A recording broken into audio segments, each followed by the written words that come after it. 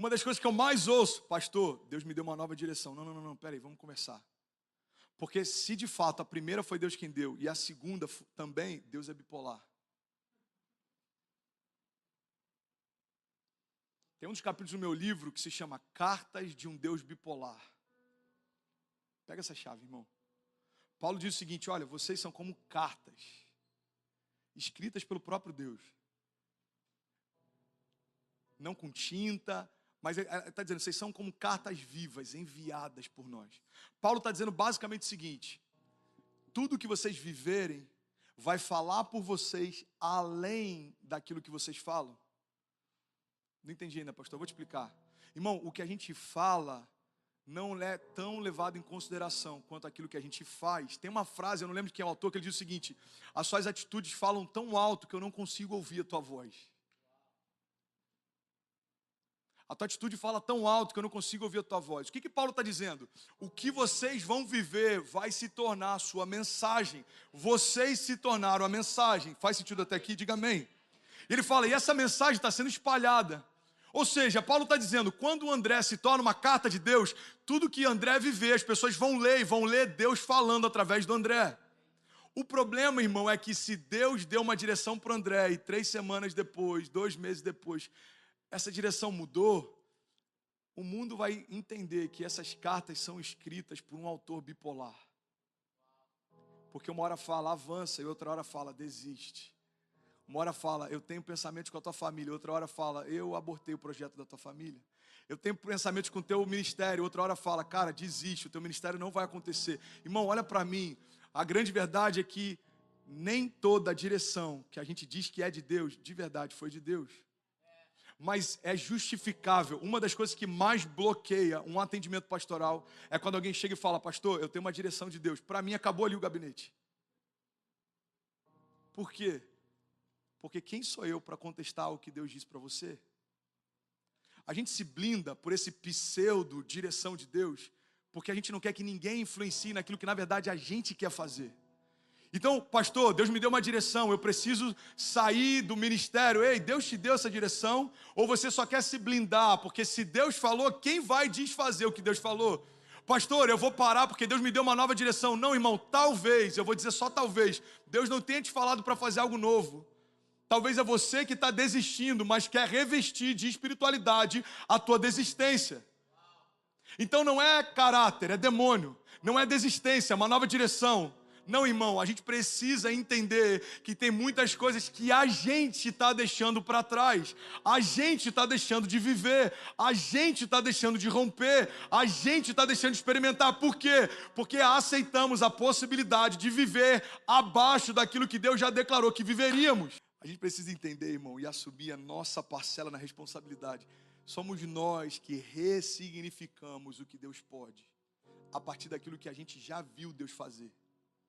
Então eu já vi Deus fazendo isso e eu consigo crer que Deus pode fazer isso de novo. Mas se eu não vi Deus fazendo outras coisas, eu não consigo imaginar como seria. Por quê? Porque eu quero colocar Deus no tamanho da experiência que eu já tive. Irmão, Deus não cabe dentro das nossas caixas. Tem uma história de um pescador, e essa história é interessante, ela é fictícia, eu espero pelo menos que seja. O cara estava pescando e ele percebeu que um outro pescador ao lado dele, num rio aqui no Colorado, larguei Colorado só porque eu imagino que lá tem rio no Colorado, não tem? Deve ter, whatever. Não deve ter ninguém no Colorado aqui. Yes, river. Oh, it's a good place, no? Beautiful. Okay, of course, yes, sure. E esse cara está lá no Colorado, pescando, e ele está vendo outro cara, e esse cara ele pesca, ele pega uma fita métrica, mede o peixe e devolve. E daqui a pouco ele faz isso de novo. Again and again. E aí esse cara fala, mano, deve ter alguma lei ambiental aqui, eu não estou sabendo. Ele chega pro cara e fala, cara, desculpa te incomodar, mas estou vendo que você está medindo os peixes, tem alguma regra aqui, tem algum tamanho máximo de peixe que possa pescar? Aí o cara falou, não, esse daqui é o tamanho da minha frigideira. E eu só pesco aquilo que cabe dentro da estrutura que eu tenho. Pega essa chave, irmão. Irmão, isso é muito forte. Eu só pesco aquilo que cabe dentro da estrutura que eu tenho. E por mais que pareça ridículo imaginar alguém pescando assim, é assim que a gente está lidando com alguns dos milagres que Deus nos prometeu muitas vezes.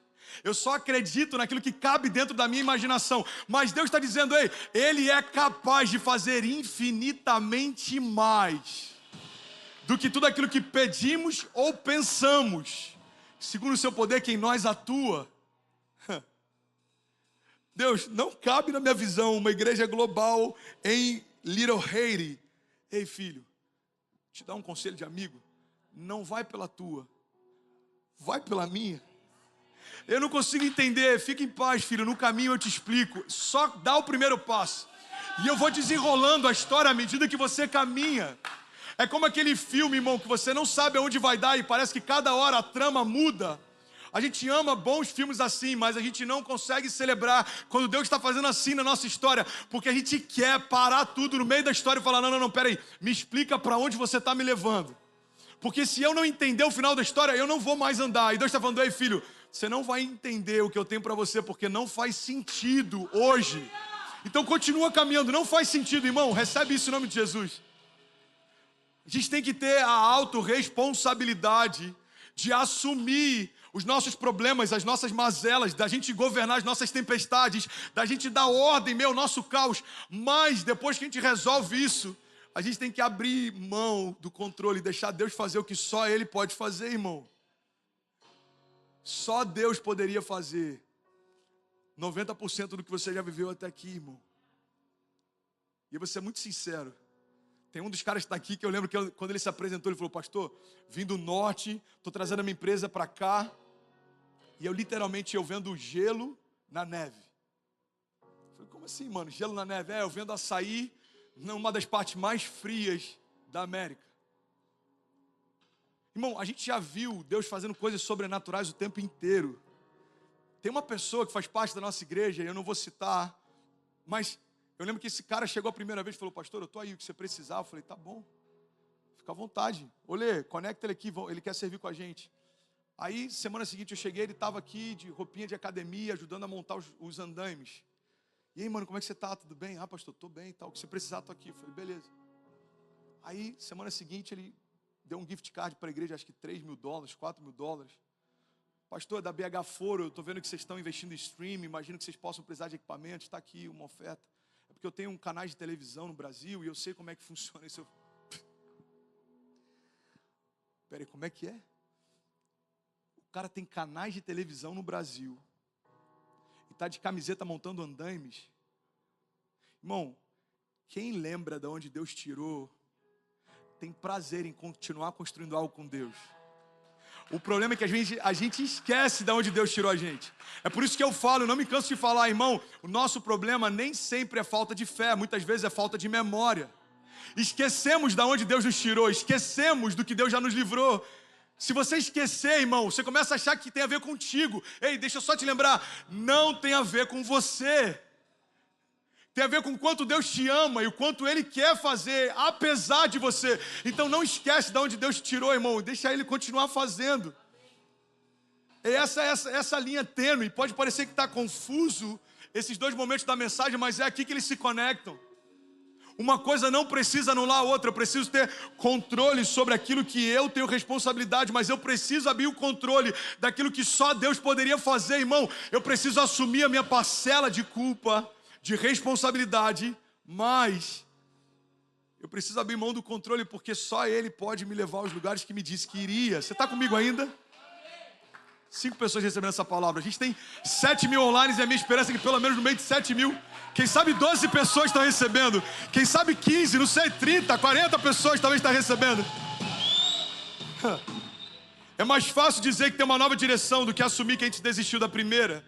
Irmão, é mais fácil culpar outros pelo meu deserto do que assumir que eu em algum momento comecei a andar em círculos porque tive medo de vencer os meus gigantes. O povo chega diante da terra prometida, olha que louco. Deus livrou do Egito, Deus livrou do faraó, Deus livrou das pragas. Deus disse, coloca sangue nos umbrais da porta e eu vou livrar você do anjo da morte. Deus livrou da morte, Deus livrou do mar, Deus livrou dos soldados de faraó, Deus livrou dos exércitos. Deus livrou do calor, Deus livrou da fome, Deus livrou da seca, Deus livrou do frio. Mas quando chega diante da terra prometida, eles não conseguem confiar que Deus vai livrar eles do gigante também. Aí voltam os espias. Cara, é impossível.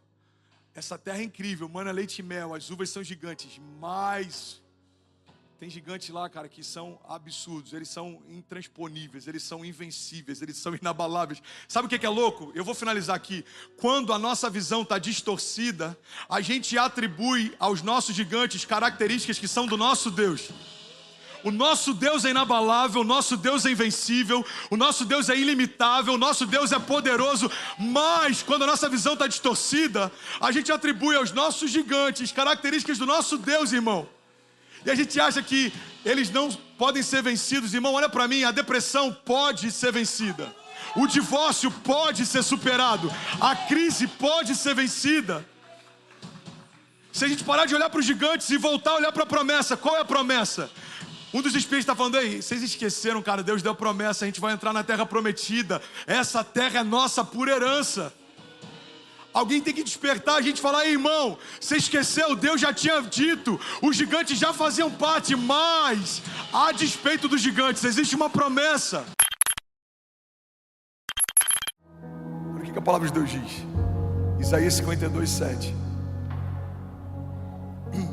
Como são belos nos montes os pés daqueles que anunciam as boas novas, que proclamam a paz, que trazem boas notícias, que proclamam salvação e que dizem a Sião, o seu Deus reina.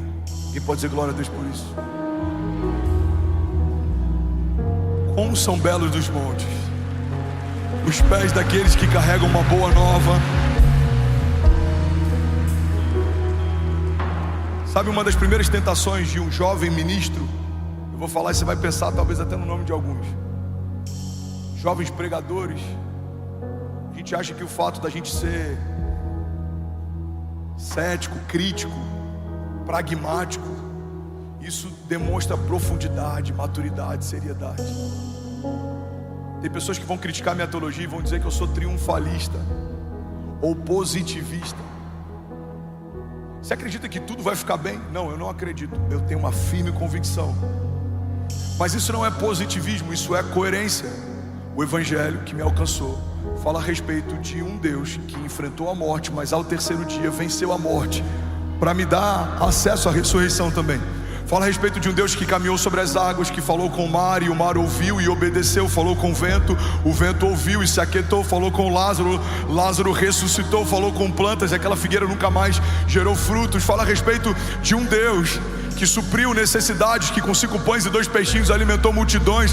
Fala a respeito de um Deus que curou enfermos, paralíticos passaram a andar a partir de um toque. A sombra de Pedro, que antes era só um pescador de peixes, agora curava à medida que ele caminhava pelas ruas da cidade.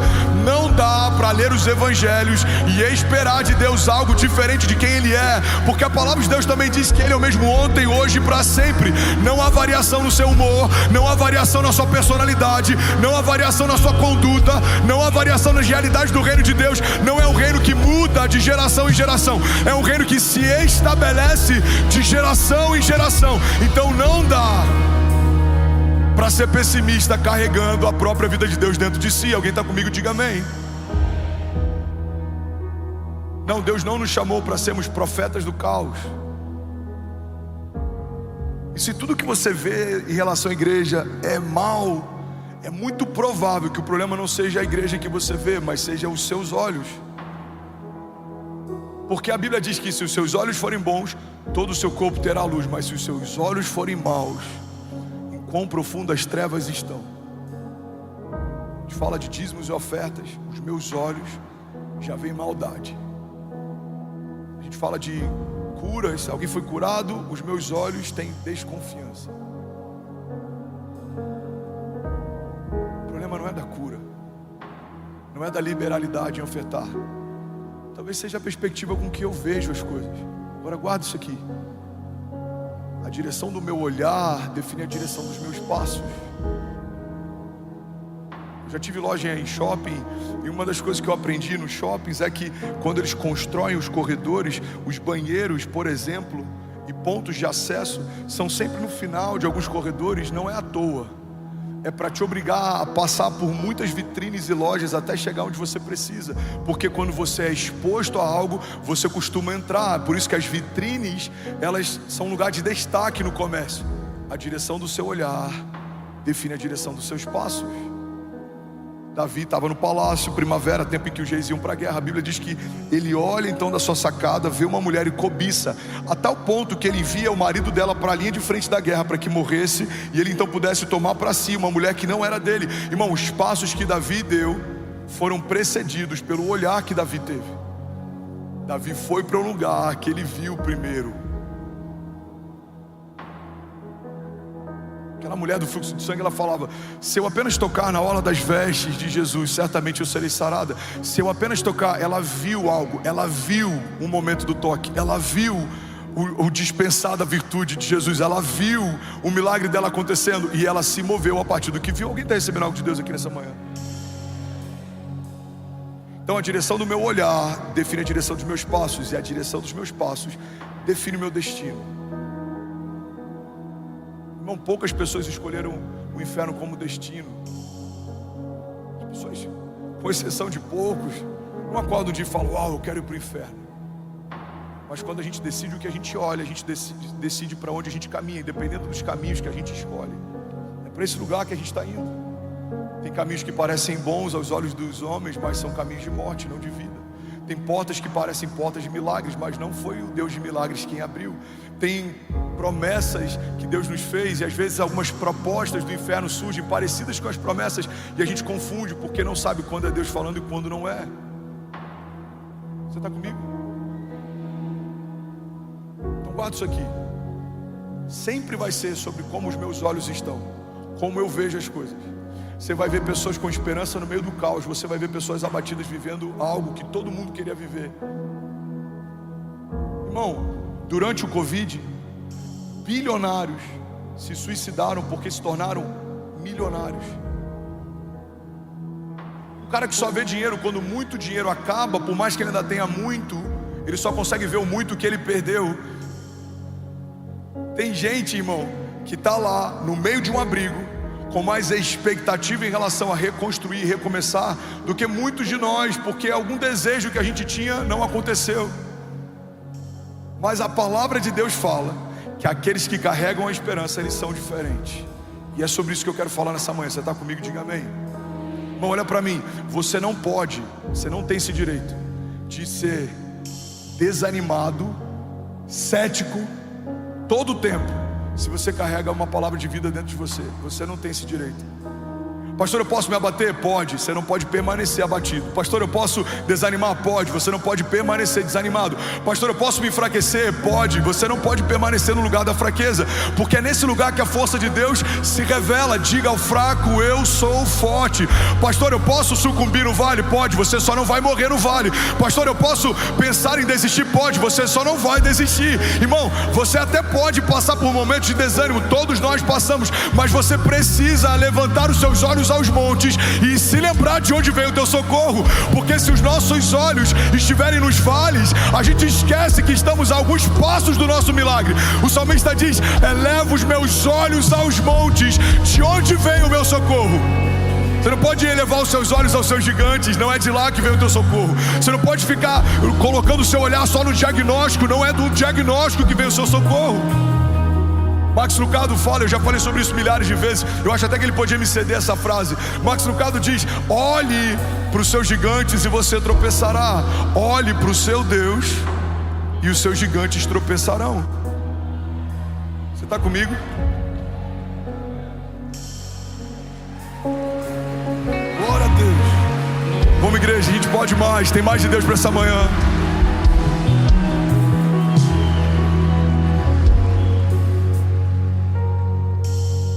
Fechando esse parêntese, Deus não te chamou para ser um teólogo chato de YouTube. Deus não te chamou para ser um crítico da igreja. Deus não te chamou para ficar falando daquilo que estão fazendo e você acha que está errado. Deus te chamou para carregar uma boa notícia. Me chamaram para participar de 2 podcasts de teólogos do YouTube. Eu falei, eu não vou perder meu tempo com alguém que não fala de Jesus para ninguém. Eles não ganham ninguém para Jesus, eles não manifestam nenhum milagre, eles não operam sinais e maravilhas, eles só criticam a pregação dos outros, eles são céticos, eles são cítricos. Irmão, Deus não te chamou para esse lugar de ceticismo, Deus te chamou para carregar esperança. As pessoas têm que sair melhor depois de uma conversa com você, as pessoas têm que sair com os olhos brilhando depois de uma palavra de sabedoria que você vai dar. Precisamos nos mover em esperança, precisamos retomar a nossa identidade. Somos aqueles que não se curvam mesmo em meio a desafios, somos aqueles que triunfam mesmo em meio a desertos. Somos a igreja de Jesus, somos uma expressão do reino de Deus, e aonde o reino de Deus está, existe paz, justiça e alegria. Alguém comigo aqui, diga amém. Aleluia. Como são belos dos montes os pés daqueles que anunciam as boas novas, que proclamam a paz e que trazem boas notícias. Deus chamou para dar boas notícias, irmão. Vou falar de novo, alguém vai pegar isso daqui.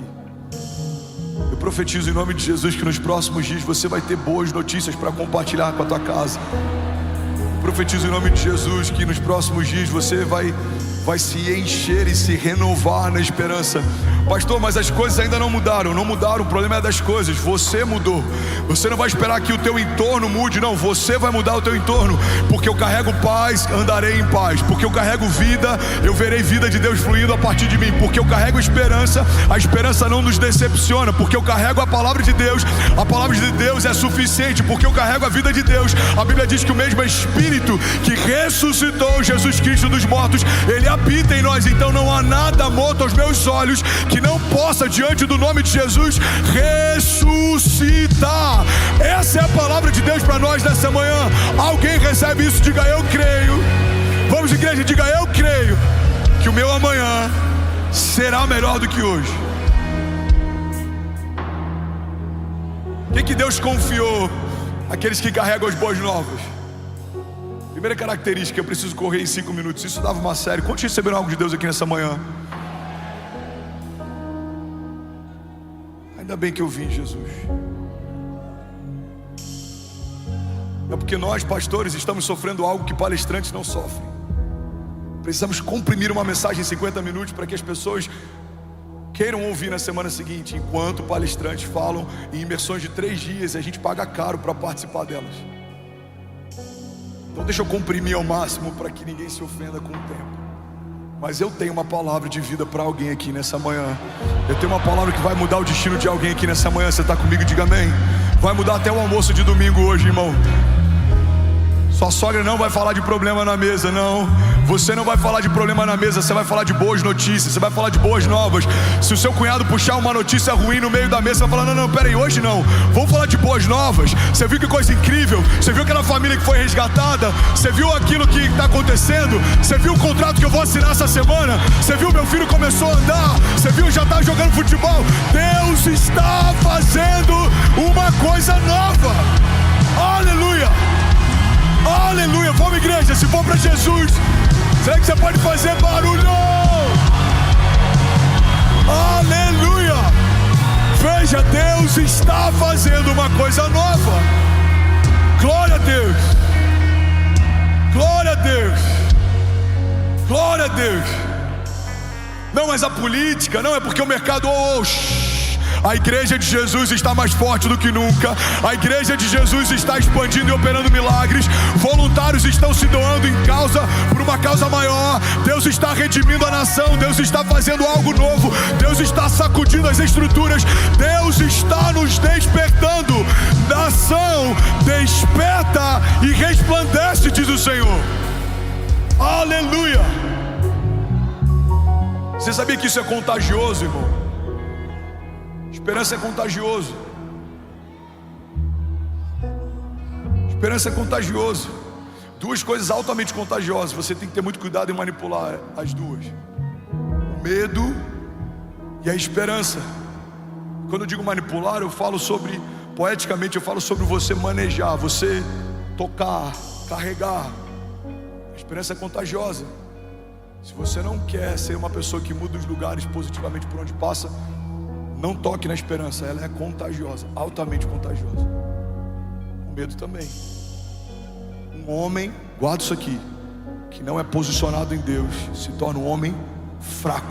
E um homem fraco gera filhos medrosos, e uma geração medrosa não opera em sinais e maravilhas, porque antes de ver Deus livrá-los, eles já fogem dos campos de batalha. Lembra daquele provérbio oriental? Tempos difíceis geram homens fortes. Homens fortes criam tempos fáceis. Tempos fáceis criam homens fracos. Homens fracos criam tempos difíceis. Quantos herdeiros perderam tudo? Não que deixa eu abrir um parênteses aqui. No Brasil, na cultura latina, a gente combate e a gente não celebra herdeiros, porque a gente acredita que eles não fizeram por merecer ter o que tem. Mas existe um mérito no herdeiro que conseguiu manter e até aumentar o que recebeu. Então, o Evangelho fala a respeito de herança. Não é meritocracia, é herança. Tudo que eu tenho, tudo que eu carrego, tudo que eu lidero, tudo que Deus me confiou, não é sobre o meu suor ou sobre os feitos do André. Fala sobre uma herança justa que Deus me deu. Todos somos herdeiros de Deus. Você está comigo? Diga amém. Fecha parênteses, eu estou falando aqui de um mau herdeiro. Quando a gente vê alguém que herdou algo e perdeu tudo que herdou, é porque foi poupado dos processos e não se tornou um homem forte. Então recebeu muitas coisas, mas por não ter estrutura para administrar o que recebeu, perdeu o que recebeu.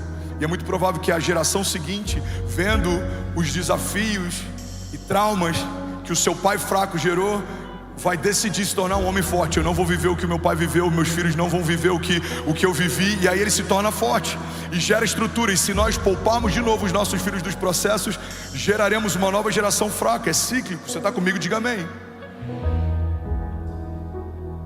Então, irmão, guarda isso aqui. É contagioso, esperança é contagioso. Medo também.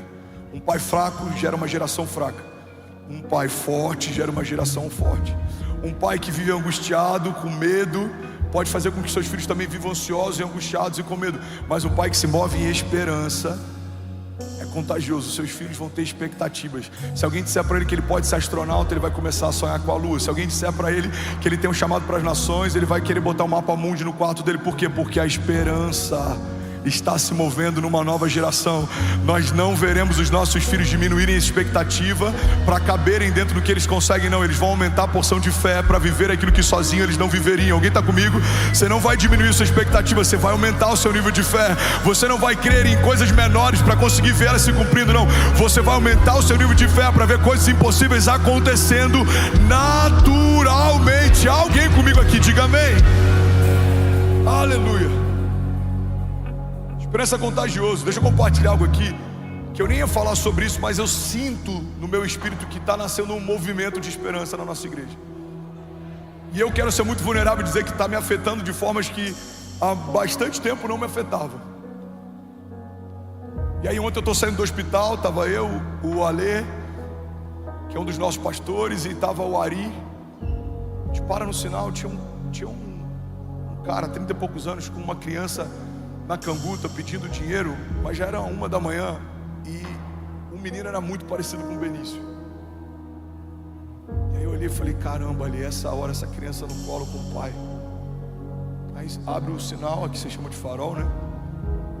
A gente segue. E aquilo me gerou um incômodo. Eu falei, Ali, eu preciso voltar, vamos voltar. A gente voltou. Paramos o carro, chamei o rapaz, falei, me fala a sua história. Me chamo fulano, tenho 4 filhos. Meus filhos estão dormindo naquela barraca ali na esquina. Eu só preciso de uma oportunidade. Falei, você tem problema com drogas? Já tive. Quanto tempo você está limpo? 16 anos. Você já foi fichado na polícia? Já. Qual foi o delito? Tal delito. Onde você cumpriu pena? Tal lugar. Quando foi? 2018. Você quer uma segunda chance? Ele falou, quero. Eu falei, o que você faria se tivesse uma segunda chance? Ele falou, eu me agarraria com todas as minhas forças. Eu falei, então eu vou te dar uma segunda chance. A gente vai te contratar, você vai trabalhar na igreja, seus filhos vão sair da rua, a gente vai alugar uma casa para vocês. A gente tem que fazer algo, irmão. Precisamos fazer algo. Agora o que me moveu em relação a isso?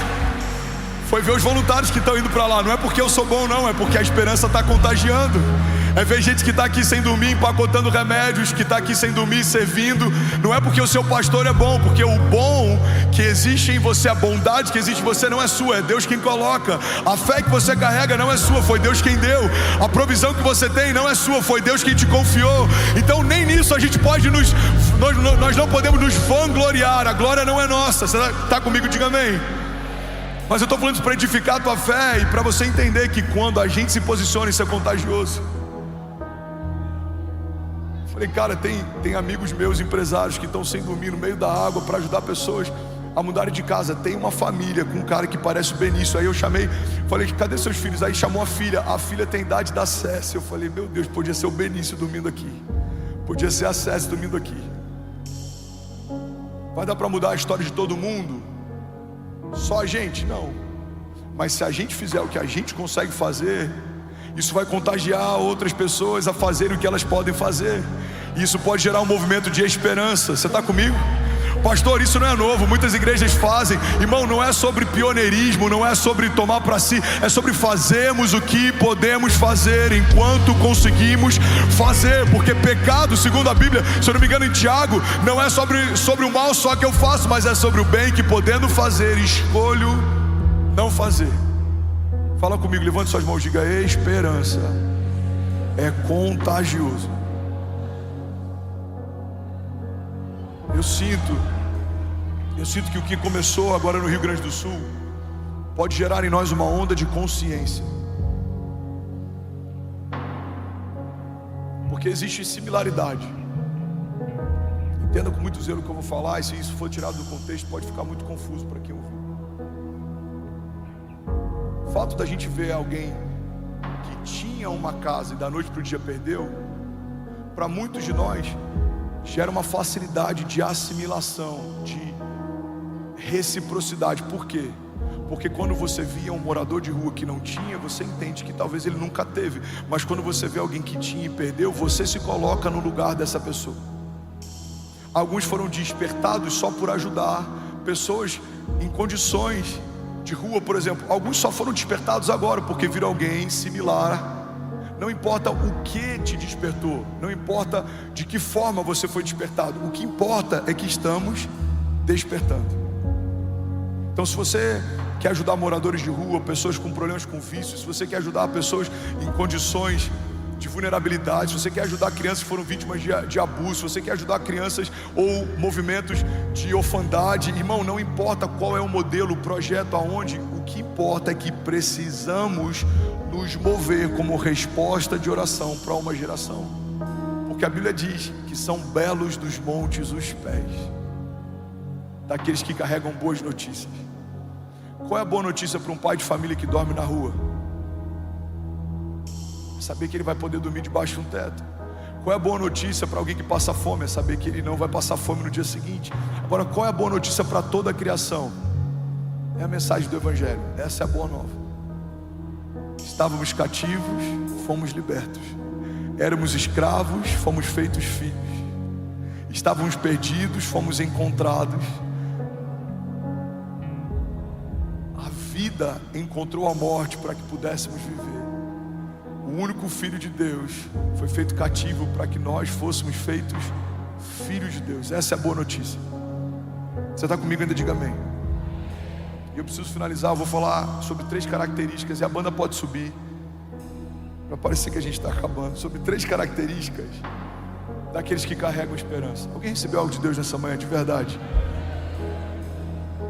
Primeira característica de quem carrega esperança: você se torna um ministro da reconciliação. Olha para mim.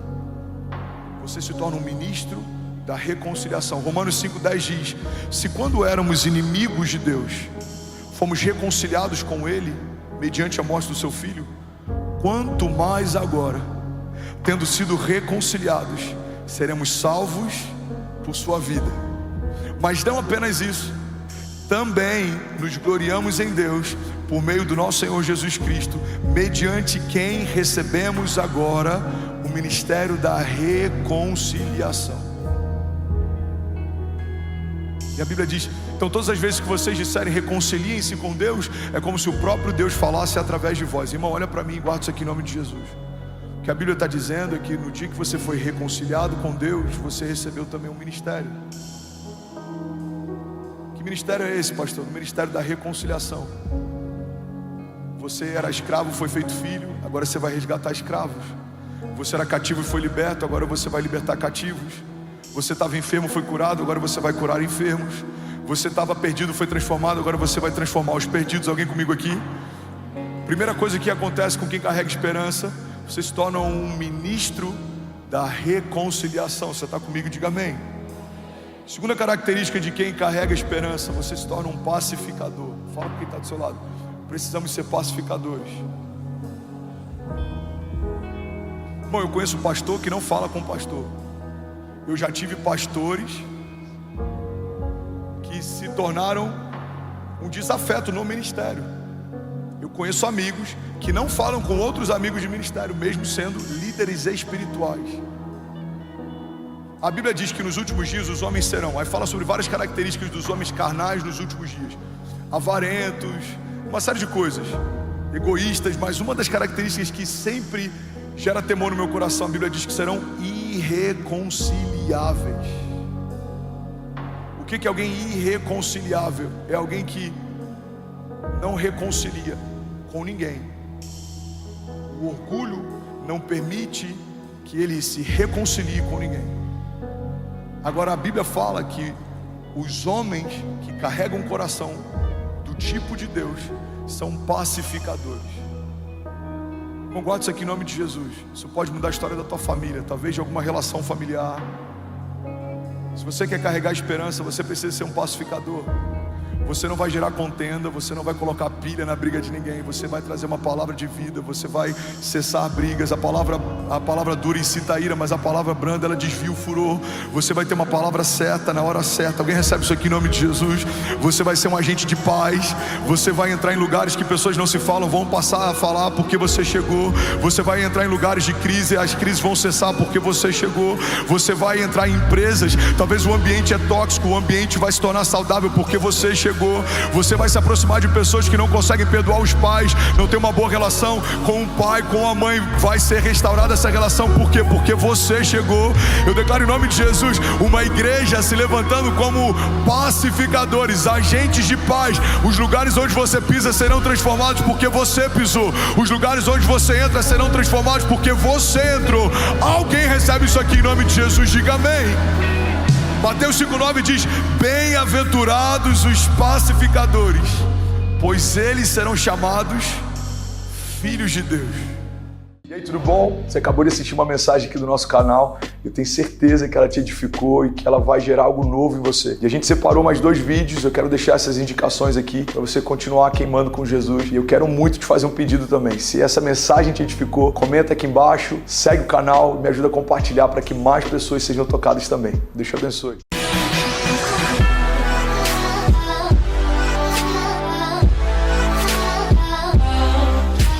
Eu oro para que essa palavra ela seja simples, mas ao mesmo tempo ela seja confrontadora, que ela gere em nós vida e que ela venha, Pai, em nome de Jesus, trazer sobre cada um de nós libertação, venha trazer sobre cada um de nós crescimento, Pai, e ainda mais fome pela Tua presença, em nome de Jesus, amém.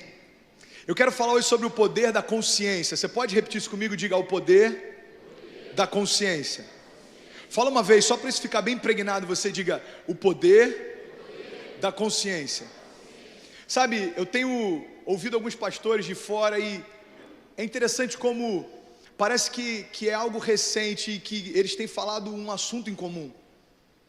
Dentre tudo que eles têm ministrado, tem um assunto que tem me chamado a atenção porque tem sido recorrente em várias pregações que eu tenho ouvido.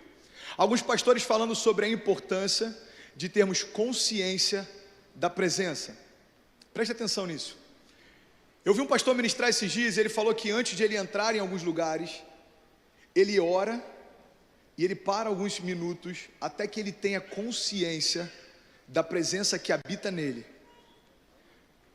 E ele diz que quando ele entra nesses lugares, consciente da presença que habita dentro dele, as pessoas sentem que existe algo diferente nele.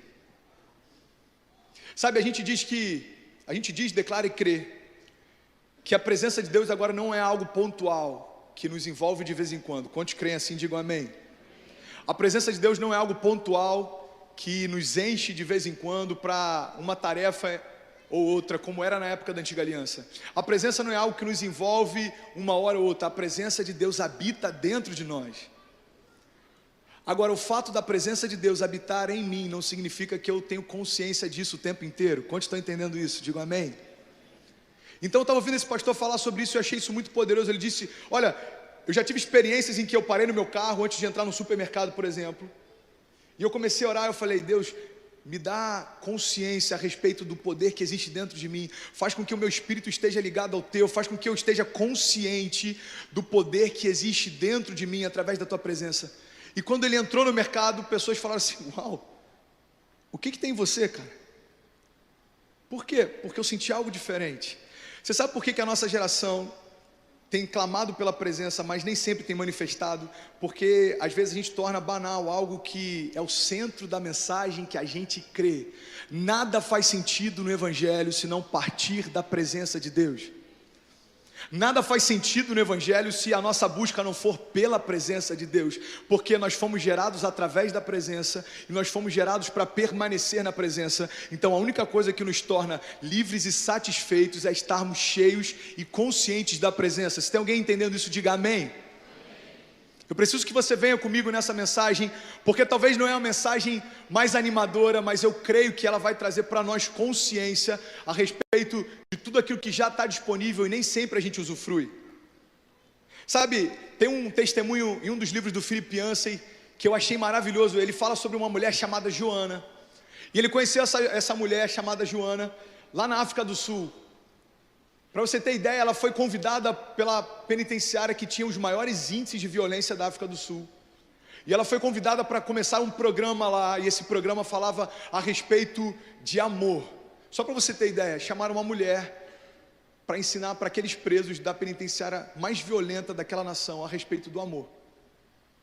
E sabe o que é interessante? Depois de alguns meses, aquela penitenciária passou a ter o menor índice de violência de toda aquela nação.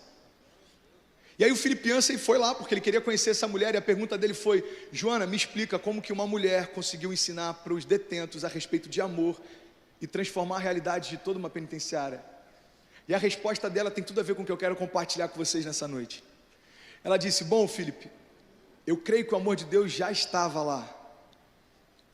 A única coisa que eu precisei fazer foi torná-lo visível. Sabe, o amor de Deus já está em todos os lugares, mas ele só faz diferença quando a gente percebe que ele está lá.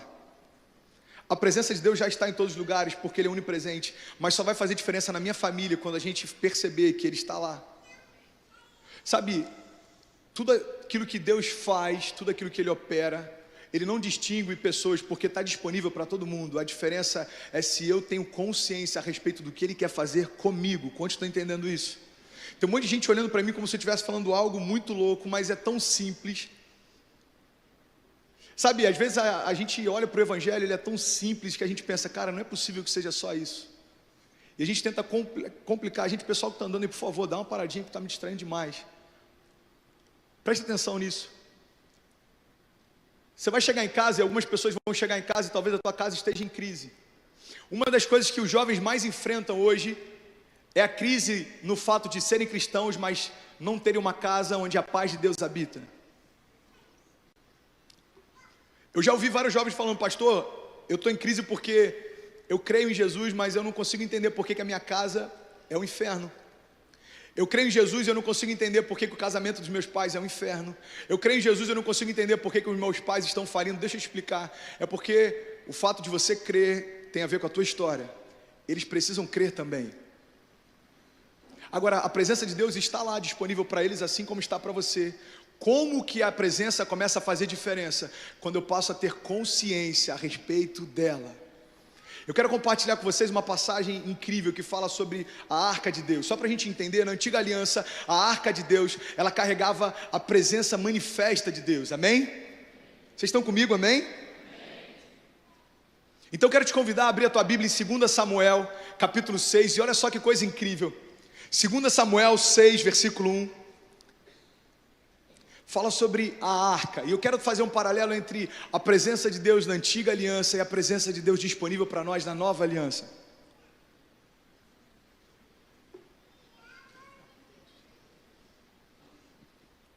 Segunda Samuel 6:1, todos acharam?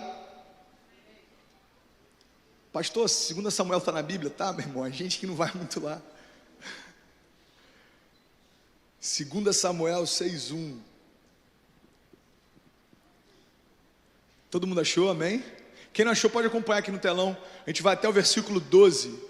Acompanha comigo, diz assim: de novo, Davi reuniu os melhores guerreiros de Israel, 30.000 ao todo.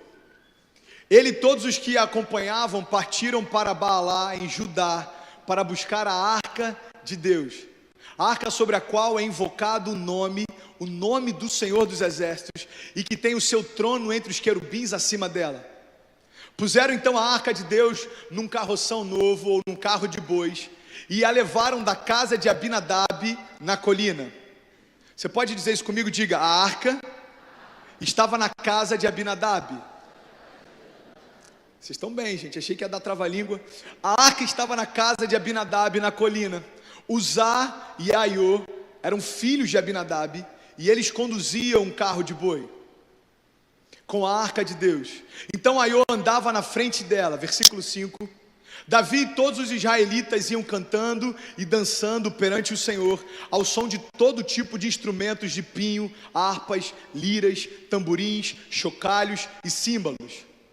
Versículo 6. E quando chegaram à eira de Nacon, Uzá esticou o braço e segurou a arca de Deus, porque os bois haviam tropeçado. Só para você entender, quem talvez não tenha lido ou ouvido essa passagem ainda, Davi quer transportar a arca de volta para Israel, e aí ele vai na verdade com vários homens, 30.000 soldados. Eles preparam uma comitiva, colocam a arca sobre um carro de boi e começam a transportar de volta. Só que por mais de 20 anos a arca permanecia na casa de Abinadab. Sabe, a palavra diz que os filhos de Abinadab, Uzá e Aiô, eles iam à frente dessa comitiva e eles tinham intimidade com a arca. Você pode dizer isso comigo? Diga: eles tinham intimidade. Diga: eles estavam acostumados. Sabe, por mais de 20 anos a arca estava na sala da casa deles. Então eu imagino eles brincando em torno da arca. Eu consigo imaginar os dois correndo e brincando de pique-pega em torno da arca. Porque por mais que a arca fosse algo que carregava a própria presença de Deus, já era um item na casa deles. Sabe, eu consigo imaginar que para alguns a arca na casa de Abinadab já estava há tanto tempo lá que talvez olhavam e já viam até como item de decoração da casa. Você imagina uma caixa linda, toda envolvida por ouro, muito bem trabalhada. Quantos concordam que ficaria lindo na sala de qualquer um? Quantos concordam? Na minha não, gente, pelo amor de Deus. Imagina aquela arca de madeira, de ouro. Prefiro minimalista. Pegar da hora que PH fez decoração, ficou maneiro, vi nas fotos lá, minimalista e tal. Mas naquela época, você imagina a arca do Senhor, que carregava a presença dele no centro da tua sala. Mas tem um problema: ela já estava lá há 20 anos e não fazia mais diferença para ele. Você pode declarar isso? Diga: não fazia tanta diferença como no início. Cara, eu consigo imaginar, e tudo que eu estou falando aqui não está na palavra, eu estou aqui só conjecturando, ok? Só estou imaginando. Eu consigo imaginar o primeiro dia que a presença e a arca entraram na casa de Abinadab. Você consegue imaginar a festa e a honra que envolveu aquela casa? Você consegue imaginar o quanto que eles ficaram felizes em saber? Você imagina Abinadab indo dormir e falando com a esposa dele: cara, você tem noção? Na nossa casa está a arca da aliança do Senhor, a presença manifesta de Deus está aqui na nossa casa. Só que 5 anos depois, meu irmão, os filhos dele já brincavam de pique-pega em torno dela. E a palavra de Deus diz que 20 anos depois, quando Davi manda trazer de volta, eles fazem uma comitiva e eles vão à frente levando ela. Por que eu estou falando tudo isso? Para você entender que aquilo que acontecia naquele tempo não é diferente do que acontece com a gente hoje. A palavra de Deus diz que quando eles chegaram à eira de Nacon, Uzá esticou o braço e segurou a arca porque ela estava caindo e porque os bois haviam tropeçado. Versículo 7. E a ira do Senhor acendeu-se contra Uzá por seu ato de irreverência. Por isso Deus o feriu e ele morreu ali mesmo, ao lado da arca de Deus. Versículo 8.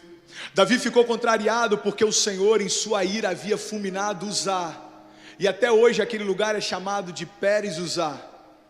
Naquele dia Davi teve medo do Senhor e se perguntou: como então vou conseguir levar a arca do Senhor? Por isso ele desistiu de levar a arca do Senhor para a cidade de Davi, e em vez disso levou para a casa de Obed-edom.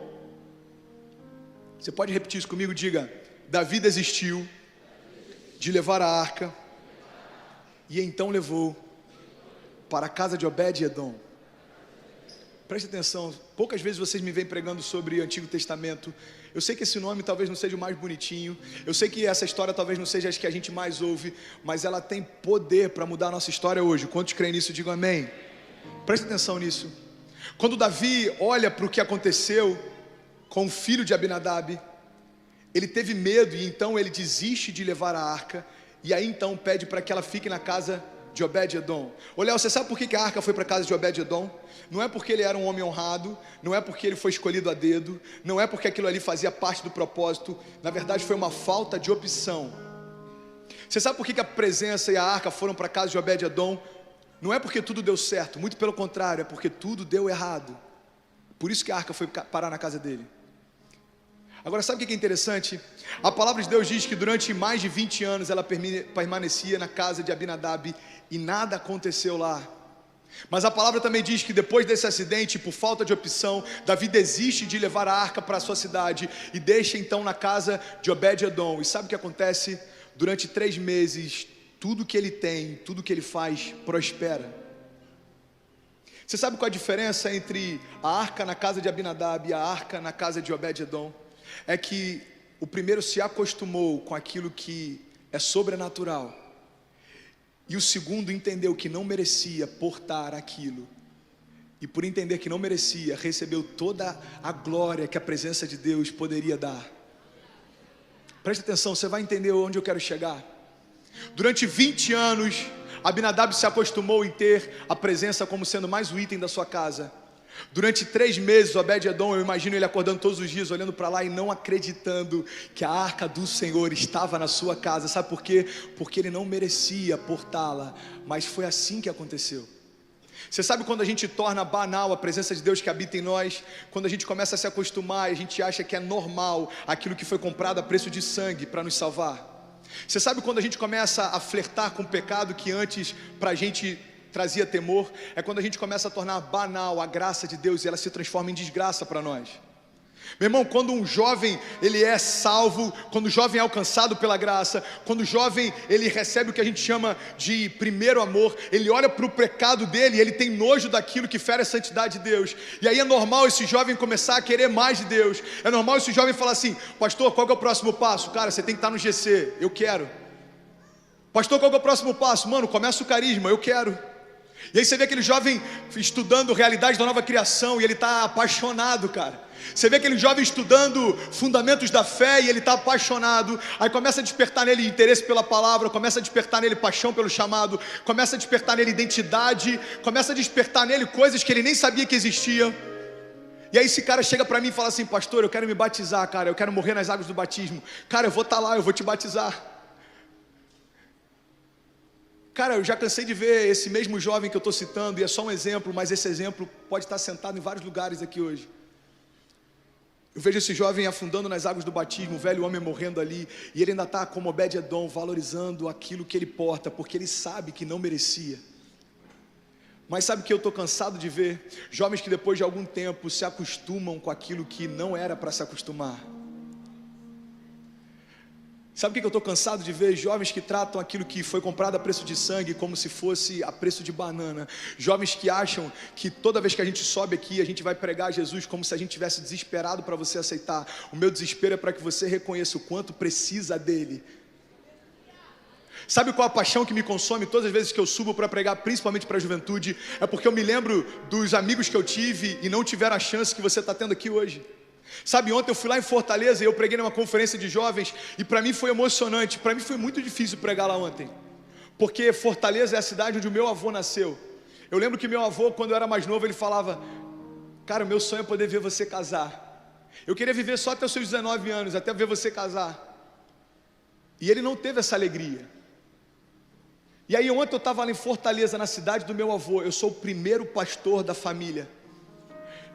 E eu estou lá, e sabe o que Deus me trouxe à memória? Filho, eu te trouxe na origem da tua família, agora ungido, agora com a identidade de filho, agora pai, honrado, para declarar o poder que existe na minha palavra, porque não importa a história da tua família até aqui, importa a história da tua família daqui em diante. O que você faz com a minha presença é o que vai marcar a tua história. Como você trata o que eu te dou é que vai definir o teu legado. Como você valoriza, cara, aquilo que não tem preço é o que vai marcar as pessoas que estão ao teu redor. Cara, eu lembro que teve uma hora do louvor lá que eu fiquei me segurando para não chorar, porque eu queria que meu avô pudesse estar lá. Eu estava na cidade dele, mas ele não estava lá. Eu não tive a oportunidade de pregar para ele o evangelho que me transformou, mas você está ouvindo esse mesmo cara falar dele. Você está ouvindo esse cara falar de um evangelho que é capaz de mudar a tua história, o evangelho que é capaz de mudar a tua vida, o evangelho que é capaz de pegar os teus sonhos e colocar ele no mesmo nível de nada. Paulo diz, olha, aquilo que eu sonhava comparado à glória que está reservada em Cristo é como esterco, aquilo que eu desejava comparado àquilo que existe em Cristo para mim é como lixo. É por isso que eu abro mão das minhas vontades e eu corro para fazer a vontade dele. É por isso que eu não estou preocupado mais em alegrar o meu coração, eu quero alegrar o coração dele. Sabe por quê? Porque Paulo entendeu que aquilo que ele carregava dentro de si, ele não merecia, mas Cristo desejou dar para ele. Aí eu estou lá em Fortaleza e sabe o que Deus me trouxe à memória? Ei, filho, você não é o primeiro pastor da tua família só da parte de pai, não, da parte de mãe também. Eu te levei para Fortaleza, quem sabe eu te levo para Portugal também, porque meu outro avô é de lá. Agora preste atenção, aquilo que eu quero fazer não se limita à origem da tua família, porque quando nós dizemos sim para Deus, toda uma geração é nos dada por herança. Fortaleza, Portugal, Brasil, lugares onde a minha voz alcança mesmo que eu não vá, pessoas que nem me conhecem, mas têm dado testemunho, que têm sido edificadas através de uma palavra que a gente posta no YouTube. Sabe por quê? Porque aquilo que você carrega dentro de você não se limita ao lugar onde você está. Você vai a lugares onde você nem imaginou, e aquilo que você carrega dentro de você vai transformar pessoas que você nem conhece, porque não tem nada a ver com você, cara, mas tem tudo a ver com Ele. Quando a tua casa, quando a tua vida, quando a tua história tratar a presença como Obed-Edom tratou, tudo que você tem, tudo que você faz vai prosperar, porque você não entende mais que isso é banal. Quantos podem declarar nessa noite? Diga: Pai, eu creio que a tua presença não é banal. Obrigado, Jesus. Diga: obrigado, Jesus, pelo teu sacrifício no meu lugar. Sabe o que eu achei incrível nessa história é que Obed-Edom não estava nos planos, assim como eu e você também não. Cara, a gente ouve falar do evangelho, e quando a gente faz o apelo, algumas pessoas acham que é quase um favor que a gente está pedindo. Preste atenção no que eu vou te falar. Eu não quero te confrontar só, eu quero trazer temor sobre a nossa geração. Porque a salvação não é só para quem vem na frente, não. Tem muita gente que está muito tempo sentado num banco de igreja e talvez hoje, com essa palavra, vai ter o temor restaurado e hoje você é salvo também. Eu não estou falando de ter acesso à salvação, perder a salvação, não estou falando de predestinação, não estou falando nada disso. Eu estou falando de você valorizar aquilo que está dentro de você. Sabe, a presença de Deus habita em nós e Ele desejou fazer de nós morada. Meu irmão, Obed-Edom não estava nos planos de Deus, assim como nós também não. A palavra de Deus diz que ele veio para os seus, mas os seus o rejeitaram. E porque os seus o rejeitaram, agora ele deu direito a todo aquele que nele crê, a ser salvo. E todos nós agora temos direito também a receber a adoção de filhos. Meu irmão, você não estava nos planos, mas agora você recebeu o direito de ser chamado filho de Deus. Quantos são filhos de Deus essa noite? Diga amém. A gente precisa entender quem a gente era antes da cruz, para a gente valorizar mais ela. Cara, a gente precisa entender como que a gente se portava diante da presença de Deus antes da gente saber como ela age. Eu fiquei olhando algumas pessoas aqui de olhos abertos hoje, e não veio julgamento no meu coração, pelo contrário, veio compaixão, porque eu já fui assim. Eu já desejei sentir o que estava todo mundo do meu lado sentindo, e eu não conseguia. Eu falava assim: cara, o que esses caras estão sentindo, mano? Eu não estou sentindo nada. É igual aquela piada do pintinho, eu não estou sentindo nada, mano. Tem um cara queimando do meu lado, tem um cara chorando, cara, Olha só, aquele cara está ajoelhado, eu não estou sentindo nada. Sabe, eu não sei se você que está me ouvindo talvez entrou aqui nessa noite, eu não sei se foi assim que você se portou durante a adoração, mas eu vim declarar que até o final dessa noite você vai sentir a presença de Deus de forma real. Ele morreu por você, Ele quer habitar em você, Ele quer se manifestar para você, Ele quer se revelar para você, Ele quer te transformar, Ele quer te encher, Ele quer te renovar, Ele quer compartilhar os sonhos que Ele tem com você desde antes da criação. Cara, Ele morreu por isso. Amém? Ele morreu por isso. Olha o que diz a palavra de Deus. Por isso Davi desistiu de levar a arca do Senhor para a cidade de Davi, e em vez disso levou para a casa de Obed-edom. A arca do Senhor ficou na casa dele por 3 meses. Você pode repetir isso? Diga: 3 meses. E o Senhor o abençoou e toda a sua família. E então disseram ao rei Davi, depois que tiveram a notícia que tudo que o Obed-edom fazia estava prosperando, foram avisar Davi: Davi, lembra da arca que durante 20 anos não fez diferença nenhuma na casa de Abinadab? Lembro? Matou o filho dele inclusive. Então Davi, está 3 meses na casa de Obed-edom, tudo que o cara faz prospera, a bênção do Senhor está sobre a casa dele, a bênção do Senhor está sobre a família dele. Aí sabe o que acontece? Olha só que interessante. Então Davi, com grande festa, foi à casa de Obed-edom e ordenou que levassem a arca de Deus para a cidade de Davi. Sabe o que eu quero declarar nessa noite? Pessoas que não entenderam a decisão que você tomou quando disse sim para Jesus, vão te buscar para ter aquilo que você tem também. Pessoas que questionaram o quanto você se envolvia com a obra, pessoas que não entendiam o quanto você disse apaixonado por esse Jesus, vão chegar e falar assim: mano, eu quero ter o que você tem, porque tudo que você faz prospera. Eu vejo a bênção de Deus sobre você. Eu falei sobre isso no sábado passado. Sabe por que Deus se revela por meio dos nossos frutos? Porque os nossos frutos revelam a glória de Deus. É por isso que a igreja é o lugar onde os frutos de Deus mais precisam se manifestar. Porque as pessoas vão olhar para nós e vão falar assim: cara, só Deus pode fazer o que está fazendo na vida desse jovem. Só Deus pode fazer o que está fazendo na tua casa, na tua casa, na tua casa, na sua casa. Se alguém recebe isso, diz amém. Você pode declarar isso? Diga: eu e toda a minha casa seremos marcados pela presença de Deus. Diga: os meus frutos revelam a glória de Deus. E diz assim a palavra: e disseram ao rei Davi: o Senhor tem abençoado a família de Obed-edom e tudo que ele possui por causa da arca de Deus. Você pode repetir isso comigo? Diga: por causa da arca de Deus. Por causa da arca de Deus. Sabe qual é o segundo erro que a gente comete muitas vezes? É quando a gente tem consciência da presença, usufrui da bênção estabelecida sobre a presença, mas no meio do caminho começa a acreditar que é por nossa causa. Irmão, deixa eu falar uma coisa para você. Não existe nada pior do que você tentar fluir. Se você não tiver consciência da presença, você se sente nu diante de um auditório lotado. Porque as pessoas têm expectativa que Deus te use, mas você sobe com expectativa de você falar para elas. Cara, sabe qual é o maior desafio de todo pregador que começa a ser usado por Deus? É toda vez que sobe para ministrar, entender que não tem nada a ver com ele, mas com a presença que flui através dele. Agora, isso não se limita às plataformas e aos palcos. Isso tem a ver com os líderes de GC também. Isso tem a ver com você na tua casa também. Não é por sua causa, mas é por causa da presença que você carrega. Chegam para ele e dizem assim: Davi, cara, existe a bênção de Deus sobre a casa dele.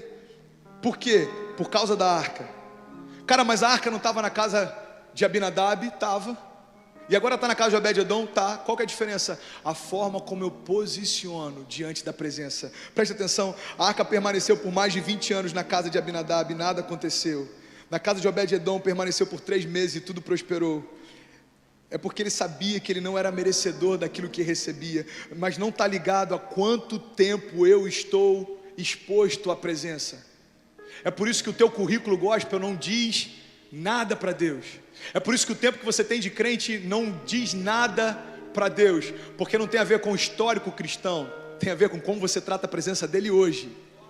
É por isso que tem tantos filhos de pastor desviados, é por isso que tem tantos filhos de liderança frios, é por isso que tem tantas pessoas criadas na igreja e não conseguem mais sentir Deus. Sabe por quê? Porque acreditam que aquilo que já fizeram Fala alguma coisa para Deus, preste atenção.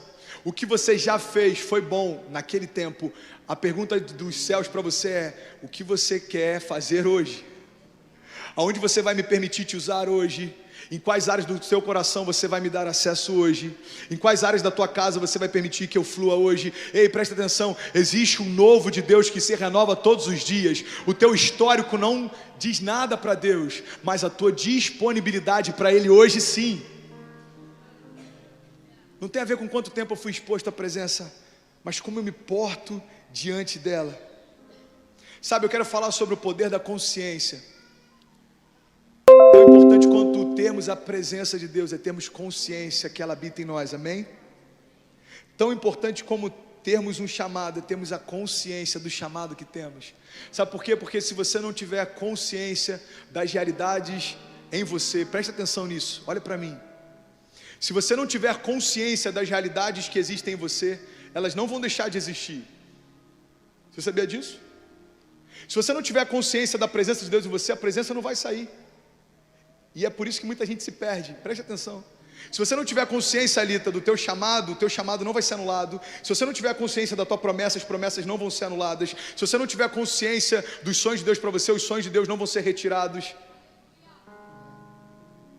Mas sabe o que acontece? Se você não tiver consciência dessas realidades, elas não vão se manifestar. Pastor, eu tenho um chamado? Tem, mas se você não tiver consciência dele, não vai fazer diferença nenhuma. Pastor, eu tenho promessas. Eu creio nisso, mas se você não tiver consciência das promessas que Deus te fez, elas nunca vão se cumprir. Pastor, eu tenho a presença dentro de mim, a palavra de Deus diz isso. Claro que tem, mas se você não tiver consciência da presença, ela não vai se manifestar. Por isso, tão importante quanto ter algo é ter consciência do que se tem. Quantos estão entendendo isso? Diga amém. Sabe, eu estou quase finalizando, mas eu não podia terminar essa palavra sem falar sobre termos consciência da nossa identidade. Quantos podem dizer, eu tenho identidade? Olha que interessante isso. A falta de consciência a respeito da identidade não significa que eu não tenha. Mas o fato de eu ter não significa que eu saiba a identidade que eu tenho. E o fato de eu saber a identidade que eu tenho não significa que eu usufruo dela. Preste atenção, se complicou para alguém eu vou facilitar. Meu irmão, não é porque você tem identidade que significa que você sabe a identidade que tem.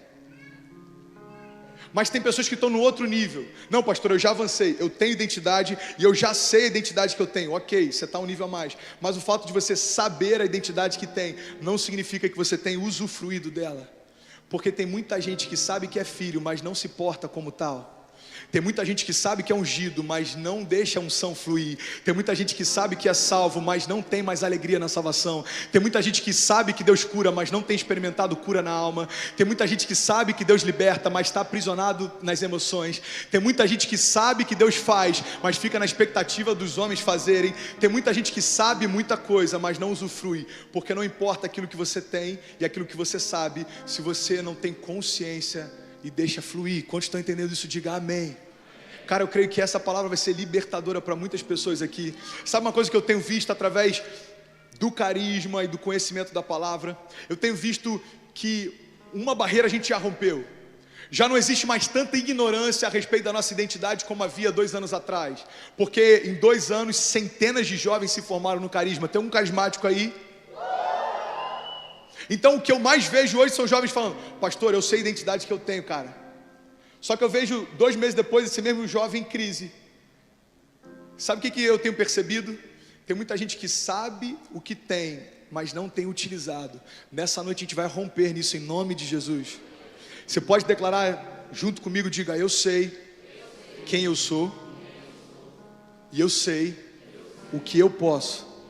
Diga: eu sou filho de Deus e eu posso todas as coisas naquele que me fortalece.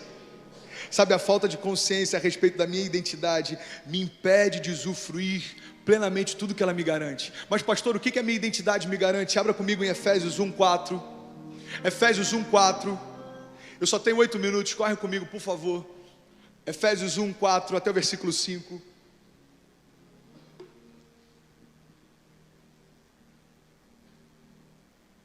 Diz assim: porque Deus nos escolheu nele antes da criação do mundo, para sermos santos e irrepreensíveis na sua presença. Cara, qual o seu chamado? Volta lá, por favor, deixa na tela. Pastor, eu estou em dúvida em qual é o meu chamado. O seu chamado é para ser santo e irrepreensível. Tudo se estabelece a partir daí. Tem muita gente achando que chamado é fazer e não ser. Aí você faz um monte de coisa e não é nada ainda. Aí você faz um monte de coisa na igreja, mas não é nada ainda na presença. Por quê? Porque você trabalha, serve e faz, mas você ainda não tem consciência a respeito de quem você é. É questão de tempo até você entrar em crise. As duas coisas vão entrar em choque, porque tem horas que você vai precisar da tua identidade para romper, e tudo que você vai ter é histórico em relação àquilo que você já fez. E você vai falar: Deus, eu já fiz tantas coisas na tua casa, por que eu não estou conseguindo romper? Porque você fez muito, mas não sabe ainda o que é. E se você não sabe o que é, você não sabe o que é capaz. Tem alguém entendendo isso? Vocês estão comigo, amém? Efésios 1,4 diz: porque Deus nos escolheu nele, antes da criação, para sermos santos e irrepreensíveis na sua presença. Pastor, qual é o meu chamado? Você pode declarar isso comigo? Diga: eu fui chamado para ser santo e irrepreensível na sua presença. Versículo 5: e em amor nos predestinou para sermos adotados como filhos. Glória a Deus por isso, por meio de Jesus Cristo, conforme o bom propósito da sua vontade. É aí que muita gente que acredita na predestinação pira. Viu? A palavra diz que nós fomos predestinados para sermos adotados, mas preste atenção, nós fomos predestinados para sermos adotados, ou seja, já está disponível, e é o desejo de Deus que assim seja, mas depende de você. Você foi predestinado a ser adotado como filho, mas se você não quiser essa adoção, meu irmão, você nunca vai experimentar. Agora, para todos aqueles que desejam e creem nele, receberam o direito de serem chamados filhos de Deus. Efésios 1, 4 e 5 é poderoso e fala a respeito de quem nós somos. Sabe, uma das coisas que mais tem afetado a nossa geração é a luta contra o pecado. Preste atenção, gente, olha para mim. Você sabia que tem muita gente que está morrendo porque está tentando lutar contra o pecado? Deixa eu te falar uma coisa que vai escandalizar muita gente. Sempre que você lutar contra o pecado, você vai perder. Como assim, pastor? Eu vou te explicar. Sempre que você lutar contra o pecado, você vai perder, sempre. Pastor, você está declarando isso? Não, eu estou afirmando. Todo mundo que tentou lutar com o pecado até hoje perdeu. Só existe um que venceu. Se chama Jesus. Então preste atenção. Então como que eu me vejo livre do pecado? É simples. Se você luta contra o pecado, você vai perder. Mas se você sabe quem é a tua identidade que se estabelece sobre o pecado. Quando o pecado vem te seduzir, você fala: ei, afasta-te de mim, porque eu sei quem eu sou filho de Deus, e Jesus já venceu no meu lugar. Ei, Ele venceu o pecado, o inferno e a morte, e agora que eu estou nele, agora que eu fui predestinado para ser filho dele, eu venci o pecado também. Sabe por que tem tanta gente tentando lutar contra o pecado e não consegue? Porque as nossas forças não conseguem vencer o pecado. Mano, é só você olhar para você, cara. É só olhar para mim. Como é que eu vou vencer o pecado? O pecado ele é prazeroso, o pecado ele se apresenta bem, o pecado, dependendo do quanto você se expõe a ele é praticamente irresistível. A única coisa capaz de vencer o pecado é a consciência a respeito da identidade que tem. Eu sei quem eu sou e eu sei o que alegra o coração do meu Pai, por isso eu decidi não pecar. Se tem alguém entendendo isso, diga amém. Amém. Sabe, eu já fui chamado em algumas conferências e o tema é lutando contra o pecado. É por isso que tem tanta gente pecando. Porque você tenta lutar, você perde, você se sente fraco, você desiste no meio da caminhada. Aí você continua tentando, você começa a namorar, você peca, você se sente fraco. É porque você está tentando na tua força, cara. Agora vai na força da tua identidade. Quando você vai na força da tua identidade, nada vai te parar. Porque não tem mais a ver com quem você é, mas com quem você é nele. Não tem mais a ver com a força que você tem, mas com as forças que você tem nele. Não tem mais a ver com a tua identidade, mas a identidade que você tem nele. Sabe, o poder da consciência é algo tão forte que a maior batalha do inferno tem sido justamente para nos distrair em relação a ela. Porque quem sabe o que é, sabe o que pode.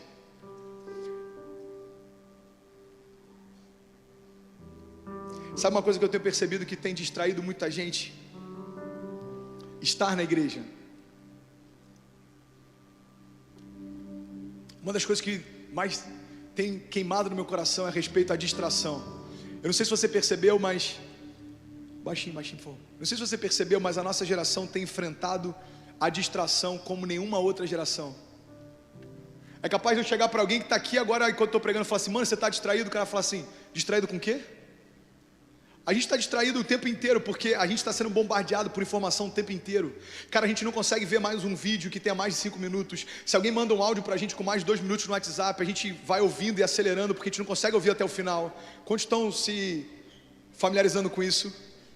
Se alguém te manda um áudio de 7 minutos, você fala assim: cara, esse cara deve estar endemoniado. Como assim 7 minutos de áudio? É sério? Você sabia que esses dias Deus me constrangeu? Presta atenção, esses dias eu recebi um áudio de 9 minutos, eu falei: eu não vou ouvir. Falta de respeito, cara, 9 minutos de áudio.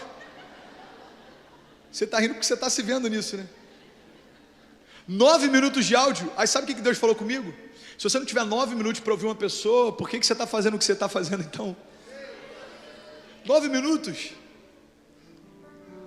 Mas por que a gente acha 9 minutos muito? Porque a gente tem tanta coisa para fazer, a gente tem tanto áudio para ouvir, a gente tem tanta mensagem para responder, a gente tem tanta coisa, cara, e a gente não está percebendo que a gente está mais distraído do que a gente imagina. Meu irmão, presta atenção, olha para mim. Você sabia que estar na igreja pode ser distração para muitos aqui dentro? Porque estar na igreja, para muitos, tem se tornado uma zona de conforto. Você acha que está tudo bem porque você está no lugar certo, mas estar no lugar certo não significa estar cumprindo o propósito. Esses dias eu fui viajar para Goiás, olha só que louco isso. E aí eu cheguei 40 minutos antes do embarque, eu falei: ah, mano, eu tô de boa, 40 minutos. Eu olhei lá o portão, sei lá, portão 7, sentei ao lado do portão 7 e comecei WhatsApp, Instagram. Daqui a pouco eu olhei 20 minutos, falei: tá de boa. Daqui a pouco eu olhei 5 minutos, eu falei: bom, daqui a 5 minutos abre o portão, quando fizer uma fila, eu vou pro embarque. Aí eu tô lá, vi o pessoal entrando na fila, eu falei: pô, o pessoal na fila já, vou esperar a fila diminuir, eu vou. Aí quando tinha 5 pessoas, eu fui para a fila amarradão, tal, a pessoa chegou, eu entreguei, ela falou assim: senhor, esse voo aqui não é o seu não, mudou o portão. Aí eu falei assim: como assim, filha, mudou o portão? Eu estou há 40 minutos aqui. Ela falou assim: mas já mudou tem meia hora, senhor. Eu falei: querida, olha só, eu preciso pegar esse voo, é o único voo do dia, se eu perder eu não vou chegar no meu destino. Senhor, então corre até o outro portão. Eu fui correndo, cheguei no outro portão, tinha uma pessoa lá, muito gente boa. Eu falei: cara, graças a Deus cheguei a tempo. Aí o cara falou assim: senhor, o embarque já fechou. Ele falou assim mesmo, juro. Aí eu falei assim: tá bom, meu irmão, eu entendo, mas eu já despachei bagagem, eu tô há 40 minutos sentado em frente ao portão 7. Senhor, já tem meia hora que mudou pro portão 9. Eu falei: eu sei, mas eu tava lá, eu sabia que eu tava no lugar certo e eu me distraí. Aí sabe o que ele falou? Infelizmente eu não posso fazer nada, senhor. Aí eu fiquei revoltado, eu quase endemoniei, meu irmão. Minha mala já estava despachada, eu ia pregar naquela noite numa conferência. Eu estava cansado, eu tinha dormido pouco. Eu falei: cara, não estou acreditando, o único voo que tem para aquela cidade. Aí eu fui correndo lá no guichê da TAM, falei, era a única companhia que teria um voo um pouco mais adiante, depois nenhuma companhia voaria para aquela cidade. Eu falei assim: eu preciso de uma passagem para a cidade tal. Ele falou: R$1.700. Eu falei: como assim, mano? Pô, R$1.700 eu tinha ido para Disney com Cecília, mano. Pô, R$1.700, eu falei: não tem como. Aí eu liguei para um amigo que tinha agência, ele falou: pastor, R$900 eu consegui. Faltam 7 minutos para terminar o horário do despacho das malas. Eu falei assim: misericórdia, o que eu faço agora? 7 minutos, R$900, 7 minutos, R$900. Eu falei: cara, eu vou, mano. Eu vou, porque eu não posso ferir a igreja que acreditou em mim, já divulgou, já fez todo o planejamento. Eu vou, e eu paguei R$900 e eu fui. Agora, sabe o que eu aprendi com isso? Estar no lugar certo se tornou uma zona de conforto e me distraiu. No final eu até cheguei no destino, mas eu cheguei depois do que eu poderia ter chegado e me custou muito mais caro. Tem muita gente que tá, pode aplaudir, meu irmão.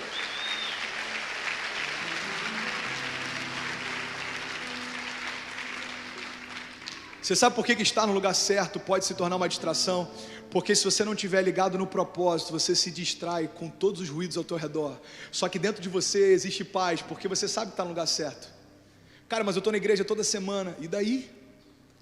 Mas eu estou no GC toda sexta, e daí? Pastor, então não, o certo não é eu estar na igreja e estar no GC? É claro que é, mas é para você ter consciência do porquê estar. Porque estar por estar não vai te levar a lugar nenhum. Fazer por fazer não vai te dar galardão nenhum.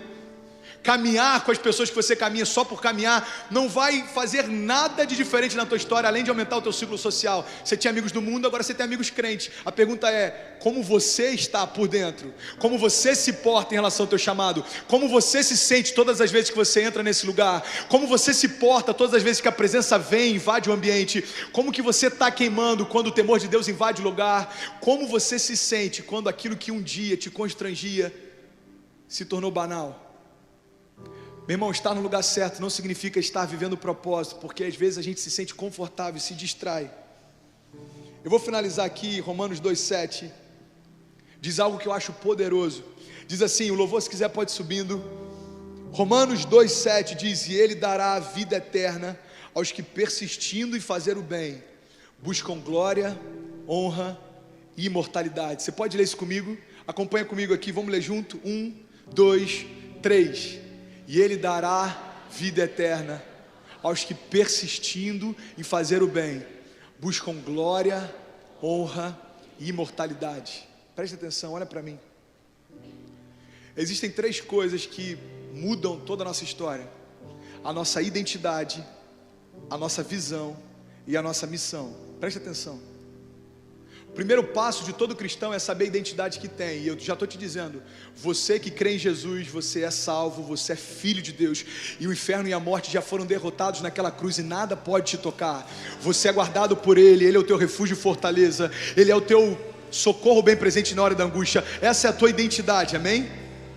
Agora, qual que é a visão? A visão é o que te mostra aonde você pode chegar e aonde Deus quer te levar. A tua visão não é a tua promoção, a tua visão não é ser a pessoa mais influente na tua área, a tua visão não é ter a melhor casa, o melhor casamento. A tua visão é chegar no céu, olhar para Ele e falar, glória a Deus porque eu estou aqui. É como aquele autor disse, tem 3 coisas que vão me impressionar quando eu chegar no céu. A primeira é ver pessoas lá que eu nunca imaginei que estariam. A segunda coisa que vai me impressionar quando eu chegar no céu é não encontrar pessoas lá que eu sempre imaginei que estariam.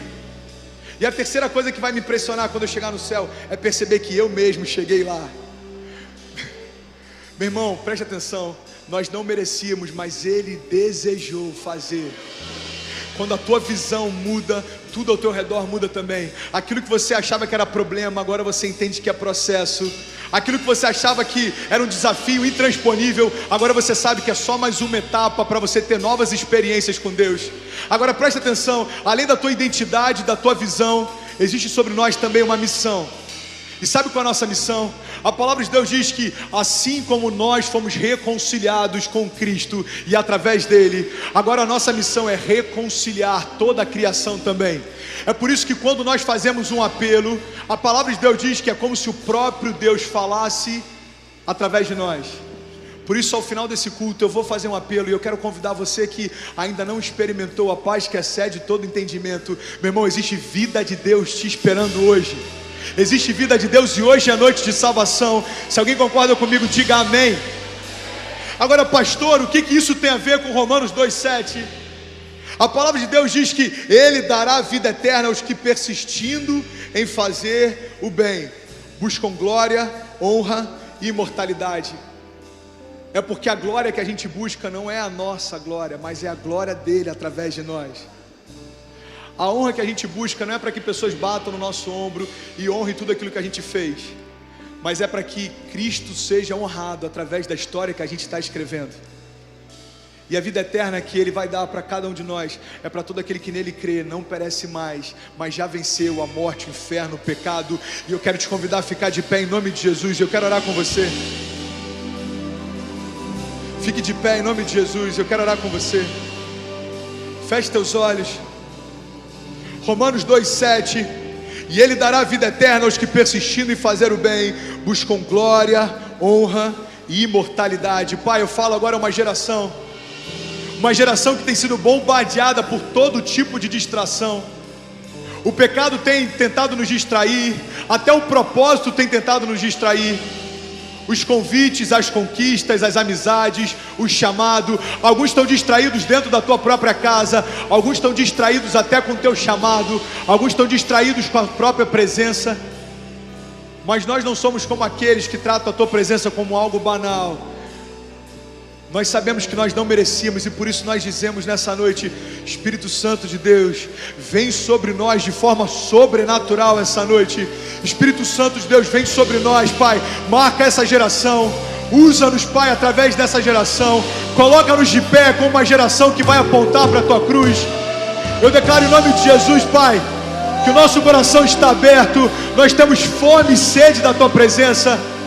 E eu quero te convidar, meu irmão, você que está aqui, você que pode, levanta a tua mão mais alto que você puder. Se renda a Ele a adoração.